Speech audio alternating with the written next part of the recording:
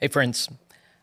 At PlainSpoken, I'm usually talking about things relating to the United Methodist Church, and someday that'll change because Wesleyanism is a lot bigger than the United Methodist Church. But a big part of why I disaffiliated from the UMC was that I could speak publicly and openly about the UMC because there are a lot of things that are hidden that a lot of people need to know. And I knew I would get in trouble if I said out loud on the internet the things that I have been saying from under the umbrella of the UMC. So I'm now gladly a global Methodist elder, and I've been doing interviews with other Wesleyan representatives from other denominations, and that's been really fun. And I like knowing that the world is bigger than the United Methodist Church.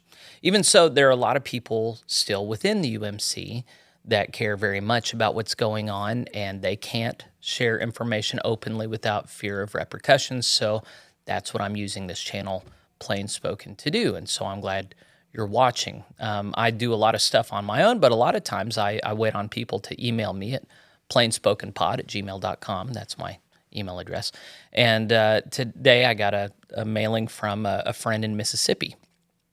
Now, Mississippi, if you don't remember, is one of the only conferences that is overtly conservative. They, a couple of years ago, as a conference, came out with a resolution standing very firmly in favor of the biblical sexuality position that's talked about in the Book of Discipline that is still there, that liberals have been trying to overturn for decades.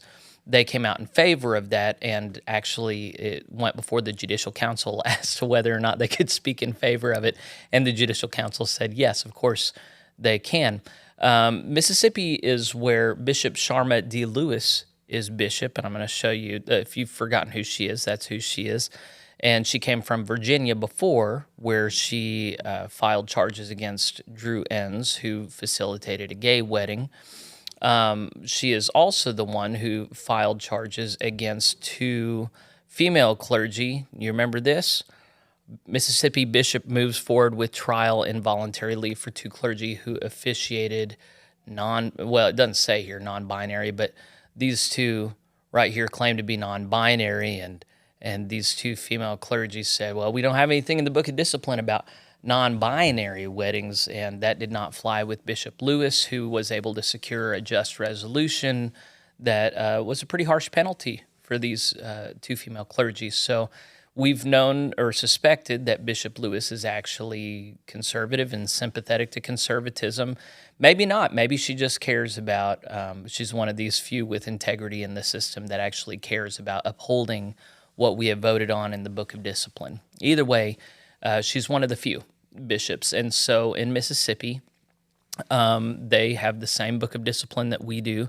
And the Board of Trustees has come out with a statement. Actually, this statement has been in place for some time about whether or not disaffiliations will be able to continue past the end of this year.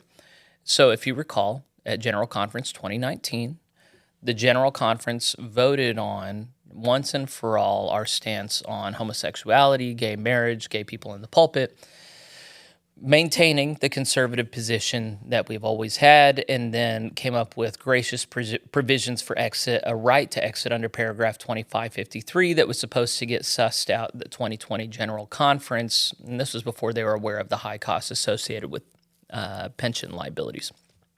Anyway, things didn't go that way. COVID happened, and there's been a lot of bad faith decision-making along the way.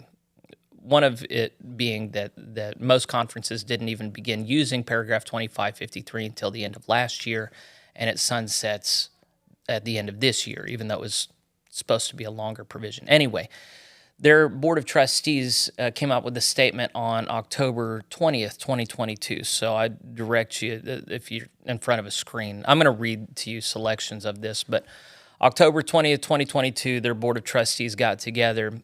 The first few paragraphs of this just rehearse the history that I've already kind of done on my own. I'll skip to this paragraph that begins, the disaffiliation policy and paragraph 2553 of the discipline provide the right to disaffiliate, that the right to disaffiliate is limited, and that a local church desiring to exit the denomination must complete the process prior to the end of the year. So that's how it's limited. It's a timeline issue. It should be remembered that the regularly scheduled 2020 General Conference of the UMC was postponed due to the global COVID-19 pandemic and has not yet been held. So what is being shown, reflected in this document, is that Mississippi has more common sense than the majority of power brokers in the United Methodist Church. And what I mean by that is the example I covered Bishop Tom Bickerton making a statement with respect to whether or not paragraph 2553 can be utilized by central conferences. You remember that? Central conferences are non-American conferences. There are a lot that would like to get away from the UMC. When General Conference 2019 got together, it was the consensus of the group that paragraph 2553 would not operate until the following year after General Conference 2020. But that was postponed, as this just reminded us. Technically, the General Conference getting together next year is the 2020 General Conference, which means that 2553 wouldn't even get activated for central conferences until after next year's General Conference. But in the very language of paragraph 2553 is the sunset of that provision at the end of this year. So essentially, Bickerton put out this public statement saying central conferences can't use it because according to the wording we put together, General Conference 2020 hasn't happened yet, and so they can't do it. Shucks, looks like they just can't get out. Even though the clear will of the body was that anyone who wants out can get out, they get to use the strict language to overturn the will of the body. You see how that works? It's like people using the Bible to say the opposite of what it says. These same characters doing the same thing with different texts. It's almost as though they elevate themselves above the text. Anyway, what the Mississippi Board of Trustees shows is that they have some common sense. And even though, yes, the language does limit this provision to the end of this year, that clearly isn't quite right. So that's what the rest of this policy is about. It was anticipated, let's go back to the document. It was anticipated that further action would be taken at the 2020 General Conference to deal with disagreements within the UMC related to human sexuality, and as a result, 2553. The disaffiliation policy was approved as temporary measures to address these. They're talking about their conference disaffiliation policy, I think. On March 15th, 2022, the Council of Bishops of the UMC affirmed that paragraph 2553 is the primary provision of the discipline to be used for disaffiliation and separation from the denomination. As a corrective to this, I would say that, so there used to be this provision in the Book of Discipline, paragraph 2548.2, which allowed local churches simply to transfer their property and affiliation to another evangelical denomination. Whenever the Judicial Council reviewed that, for some reason, they conclude, no, the presence of 2553 cancels that out, and now paragraph 2553 is not the primary provision used for disaffiliation. It is the only provision for disaffiliation. So I actually think they're wrong to say that there's a secondary provision. What they're going to infer is, well, let's go back to it. The discipline, paragraph 2549, sets forth an approved process for the disposition of property of closed local churches and is believed to currently provide the best alternative for leaving the denomination upon the expiration of paragraph 2553. So paragraph 2549.b is designed for closing a church, not for disaffiliating a church. However, it is more and more widely being used for allowing churches to disaffiliate. Let's go ahead and talk about 2549.b. So this is the Book of Discipline as it currently stands. Here's the actual language of 2549.b. At any time, it's 3b, excuse me. At any time between sessions of annual conference, if the presiding bishop, the majority of DSs, and the appropriate district board of church location and building all consent, they may, in their sole discretion, declare exigent circumstances exist and that require immediate protection of the local church's property for the benefit of the denomination. In such case, title to all the real and personal, tangible and intangible property of the local church shall immediately vest in the annual conference board of trustees, who may hold or dispose of such property in its sole discretion, subject to any standing rule of the annual conference. Exigent circumstances include, but are not limited to, situations where a local church no longer serves the purpose for which it was organized or incorporated, or where the local church property is no longer used, kept, or maintained by its membership as a place of divine worship of the UMC, when it next meets the annual conference, shall decide whether to formally close the local church. So that is the actual language we're talking about in the Book of Discipline. Now, what it's meant practically up to this point is hostile takeovers of local churches. So, do you remember this article, Conference Sues for Control of Megachurch? This was in 2021 at Mount Bethel in North Georgia Annual Conference. Bishop Sue Halpert Johnson at this time went improperly through the process of consultation, had a surprise shakeup where they were moving their head pastor against his will while the church was positioning to disaffiliate. It was clearly seen as a hostile movement. They refused to comply, and because they did that, Bishop Sue Halpert Johnson filed against them using paragraph 2549.3b to declare exigent circumstances and seize their assets, and they had to pay a massive payout to get their building and assets back. So whenever my own annual conference got together earlier this year in April, and they were trying to shut down local churches, disaffiliating, it was argued, hey, there's other provision for allowing for disaffiliation. And I got up at the floor of annual conference and said, what are you talking about? And the bishop said, well, paragraph 2549.3. And he read it to me and the whole assembly. And I said, this is the same provision that's being used. Have you seen my reporting on Fifth Avenue United Methodist in North Carolina? That's how the bishop took over that church. Have you seen what's going on in East Ohio? I'm pretty sure 2549.3b is what was used for Struthers United Methodist Church, which I've also covered. I'm about to look at Surf City United Methodist Church. There are a number of churches where there's a hostile takeover going on that the bishop decides that, it's just better to take the property. So if you looked at my recent coverage on Eastern Pennsylvania Annual Conference under John Scholl, he put their conference chancellor up to providing this. It sounded like an ad hoc resolution. It turned out to be formulated before. You'll see the writing here.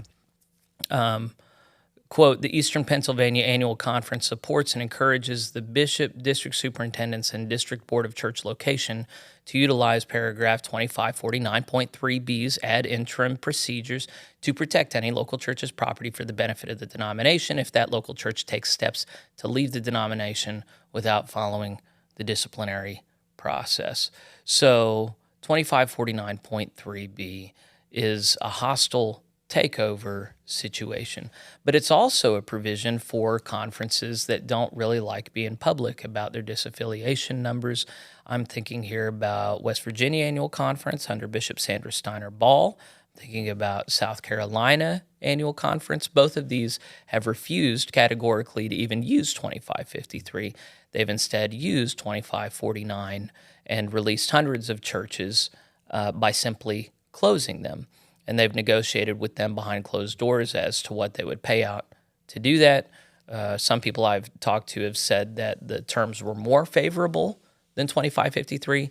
A number of others have said actually they were worse. So take that for what it is. We need to get back to this Mississippi document, but we're going to come back at the end and ask, is this a good thing that they're using 2549 or a bad thing? So let's go back to the Board of Trustees document in Mississippi. The conference trustees wished to provide a means for local churches desiring to exit the denomination on terms and conditions consistent with 2553 after it expires. They determined that by utilizing 2549 and to process terms and conditions consistent with 2553 in conjunction with 2549 would be the best and most consistent means of leaving the denomination after the expiration of 2553. So what they're essentially saying is, even though 2553 expires at the end of this year, they will utilize 2549 to accomplish pretty much the exact same thing. Same terms, we'll just let it go longer because, one, it was clearly intended to go longer based on what happened at General Conference 2020, which is next year, so they're not obeying the letter of the law, but the spirit of the law. But secondly, it's tied to it. There are a lot of conservatives that don't want to leave until something actually changes. But the thing is, as it's written, you have to get out before you see if it changes. So there's going to be a big battle next year. And based on that, then conservatives might get clear, yeah, we got to get out of here. But if there is no provision for disaffiliation at that point, then they are trapped. And that's what conservatives have been warning against for a couple years now. Let's finish off this document. On a duly made motion and seconded, the trustees adopt this report affirming that after the expiration of the provisions of 2553, the current disaffiliation policy approved by the trustees will be utilized. So there's a little bit more language that attests to just the clarity they have there. This was adopted by the Board of Trustees. It is fully their intention to use 2549 as an extension of 2553 for a couple more years to match a timeline consistent with what was originally proposed. So this on its surface sounds good. It says at the end of the provision that this will expire at the end of 2025. I'm not sure how they can do that. I think a conference or its leadership can use 2549 however they want. It would seem to be the case that, yeah, we created this convoluted structure and process for churches to follow, but then you have this release valve, 2549, where as long as these people at the top are happy, they can negotiate with the local church to close them and sell the property back at some agreed upon price. So this is happening in multiple annual conferences. Bishop Graves has said this is what he intends to do in Alabama, West Florida. We'll see if he makes good on that. My own former conference is doing this. I'm aware of some very small local churches that have been extended this offer to negotiate behind closed doors and buy their property back with the Board of Trustees. So this seems to be some kind of like panacea release valve for conferences that realize, well, 2553 is convoluted. It's hard to make it work. We'll use it against big, rich churches that we want to make it difficult for them to leave. But a lot of these smaller churches we don't care about. Let's just, let's get rid of them. Let's not have a big conference vote. Let's not have all this drama. Let's just dismiss them behind closed doors. They can negotiate any price that they want. There is nothing in the Book of Discipline saying it has to be the same as 2553. So in one respect, this is actually kind of ungracious because if they want to use 2549, Mississippi could decide to make it virtually free if they wanted to. So in one sense, this is gracious. They're extending a provision that the General Conference clearly wanted. This might be an extension of, Bishop Lewis, to my knowledge, has not made any statements as to her theological predispositions. It could be that she's just loyal to the will of the General Conference body, and she knows that the will of the General Conference was for this to be a provision for churches to exercise based on what happened at the next General Conference. And so if that's the case, then she's just operating under the aegis and authority of the General Conference, whereas most bishops are in rebellion against it or indifferent to it. So, she's not given any more or any less leeway than what the General Conference stated. And if that's the case, wow, she has more integrity than just about anyone in the mix right now. But I also really admire other bishops, like Bishop Sines is how they pronounced it. And if you saw my reporting on the Great Plains Annual Conference, under his leadership, they were able to tap into reserves and pay off the disaffiliation fees for their churches. None did the same thing in Northwest Texas. There are conferences that have been able to be very gracious in the midst of this, and I want to continue to highlight that because there are other conferences that have chosen to be the opposite. I'm thinking here of CalPAC, which covered a couple weeks ago, or Baltimore, Washington.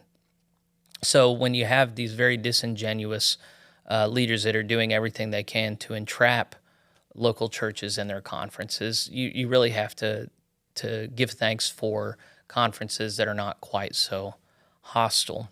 As I said, I got notified about this by a friend who wrote me, and the way he did the breakdown. Well, I'll show you my breakdown first. I've got that form, you'll remember, that kind of tracks different conferences and what kind of decline they've seen. Mississippi has been in decline when you're talking about the number of churches. The attendance has declined almost 35%, Well, and this is just through 2021. I haven't seen their 2022 numbers yet. Their membership has declined. They just lost 189 churches. They have another special called conference on December 4th of this year, I believe. And then it looks like they're going to continue to host other conferences over the next couple of years to allow disaffiliations. But they have lost 21.5% of their churches so far. I don't know how that tracks with their membership just yet, but I had this guy write me. One of the things that I meant to say before this was when these boards of trustees make these commitments to use 2549 in this way after this year, they are making a big assumption that the General Conference will not close this loophole. And that's a dangerous thing. So fine, maybe up until next year's General Conference they can do this, but if the General Conference decides that they don't want there to be any release valve whatsoever and that 2549 can only be used under very strict circumstances, then it doesn't matter what promises are made right now. They're not going to be able to keep them. So regardless of what happens next year at the General Conference, it's going to be a bloodbath. There have already been churches leaving, and then the question is the United Methodist Church going to be gracious enough to let them leave with the buildings and assets that they've accrued in the century or so before now that they built up? Or are these people just going to have to leave with the clothes on their backs? Are they just going to have to vote with their feet? They've already been voting with their feet for decades. They've lost millions. It's the denomination's been in free fall for a couple of years now. Question is, are they going to be gracious and limit the suffering, or are they just going to gouge them for all they're worth? And it seems to me that the majority of bishops have already decided their disposition is, let's gouge them. You know, it seems to me that a number of bishops are fully on board with managing albatross properties, and that their business model for the next few years, they'll say they're making disciples, but what they're actually going to be doing is liquidating properties that they did hostile takeovers of, or so demoralize the congregations that filled them that they just leave. So that's what is in store for the next 5 years of the United Methodist Church as they sit on the reserves that are put together by all these churches paying out. It doesn't sound like fun, but it sounds like you have a bunch of administrators that are up for the challenge. All right, so this friend that wrote me said, by his numbers, 19% of churches in the Mississippi Annual Conference had disaffiliated. My number was a little over 21, I think, yeah. He says the average membership, this is the work I haven't done, the average membership of disaffiliating churches was 193, and the average attendance was 48. So this resulted in a decrease in membership of almost a quarter, 24%, and the same for attendance. So he's just talking about in the last year. He's using numbers that I don't have yet. So he says if the 2024 General Conference goes the way we all fear it will, I suspect the Mississippi Annual Conference will cease to exist, as the vast majority of the state's Methodists are very conservative and will exit the denomination. So I tend to agree with him. I think that Mississippi is probably going to be no more, and they're under the leadership of a bishop that seems to care about the will of the conference and is trying to provide a way out for those whom she's responsible for. And so that's great. What's this have to do with everybody else? It has to do with this larger tendency of using 2549 to accomplish what, for one reason or another, 2553 is not accomplishing. So there are a lot of conferences, bishops, staffs that are using 2549 as an option for disaffiliation because they don't like 2553 for one reason or another. And there are a lot of churches, a lot of people have reached out to me with this question of this, the bishop and his staff have reached out to me with this option, should I take it? And the answer to that is, I don't know. It depends. Because you might have a friendly bishop like Bishop Lewis or Signs. You might have a very unfriendly bishop like Scholl. So depending on who extends the offer to you, they might be trying to gouge you or they might be trying to help you. And then when you're having to decide, do we do 2549 or do we try and exit under 2553? That's where a lot of churches have reached out to me. They've extended 2549 as an option. Should I take that or do 2553? The answer still is, I don't know. you have to have good faith partners either way you go. And if you're dealing with bad faith partners, you can't read their minds, so you don't know. So there are people that will speak with authority on you should do this. This is the best policy. It seems to me that the sands are constantly moving in the United Methodist Church, and there is no one approach that works well. I would say that no matter what approach you do as much as you can above ground in the open so that other people see what's going on. Do everything righteously and in good faith. Even if they're being in bad faith, you maintain your righteousness so that you're not carrying this regret at the end of the day. Because the thing is, the distressing thing about all this is that you have people who sit in the seat of Peter and the apostles who are administering the church, who in the name of the church are behaving in ungodly ways. And not only are they not being self-reflective right now and seeing that they are behaving regrettably, but they have resolved never to see things that way. They are sworn enemies of people who see things the way that I see things, and have chosen to caricature me and others like me as Nazi Confederate bigots. If you don't know what I'm talking about, I put out a video just yesterday of retired Bishop Stith laying all of the disaffiliation at the feet of nasty racists like me, even though I would very clearly and vocally say I think we're all equally made in God's image, and I want to be in relationship and do church with people of all ages, nations, and races. These leaders who see themselves as on the right side of history have no shame whatsoever about disenfranchising people out of the buildings and assets that they've accrued for God's glory and to honor the legacy of those who came before them. And so when that's the case, and you're dealing with people like this and they're the ones who hold the power, then you have to get to a sober place where you realize there is no one approach that's going to work. And in fact, a lot of you are in positions where there is no winning. You're just not going to win against people. If they are that ingrained in their way of thinking, there's just no card for you to play and maintain righteousness. You know, you can fight dirty. I mean, that's what a lot of churches have come down to, is fighting dirty. But then your conscience is stained and Satan is glorified. And then you have to try and take yourself seriously as a servant of Jesus after that, when you've just been a minion of Satan. I can't bless that. I think no matter which path you go, 2549, 2553, maintain your righteousness. Do not lie. Do not compromise your integrity. And if it costs you your building and assets, at least you can still look at yourself in the mirror afterwards. So I don't know how a lot of these UMC leaders can look in the mirror, but I respect a lot of people in the GMC or who have gone independent or have gone Free Methodist who've maintained their integrity. I really respect a lot of conservatives who are staying in the United Methodist Church and maintaining their integrity. And they know they're going to be in hostile waters. They know they're going to be hated, but they're going to speak the truth in love. And so at the end of the day, that's just really where my heart is these people that are just going to choose to be hated because that's what Jesus meant. And you hate for that to be in the church.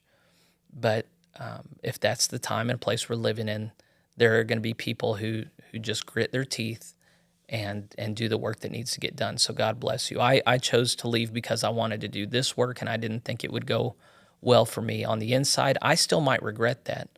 I'm spending a lot of time and energy praying for next year's general conference that there are still enough faithful delegates in the midst to help the right things happen, to glorify God. But in the meantime, there's just a lot of agony and hand-wringing and anxiety, and I guess I would just exhort you, if you're in an anxious place, just remember that Jesus said not to worry, and that at the end, he's not going to fault you for losing a church, but at his judgment seat, he will fault you for losing your righteousness at the hands of sinners. So maintain your righteousness. I hope this is useful. I don't know. I hope my thoughts are useful to people. If you think they have been, feel free to share me with someone else that you think is in an anxious place. I know that I haven't offered always do this, a simple one fix solution. But I hope if you listen to me, you've got a sense of clarity and peace as you move forward with an institution that isn't always aspiring to what it says it believes. All right, I'm going to stop talking for now, but I'll see you next time. I'll put something else out soon, and just be in prayer for me that I can be as helpful as I'm trying to be. Okay, I'll see you guys next time. Bye.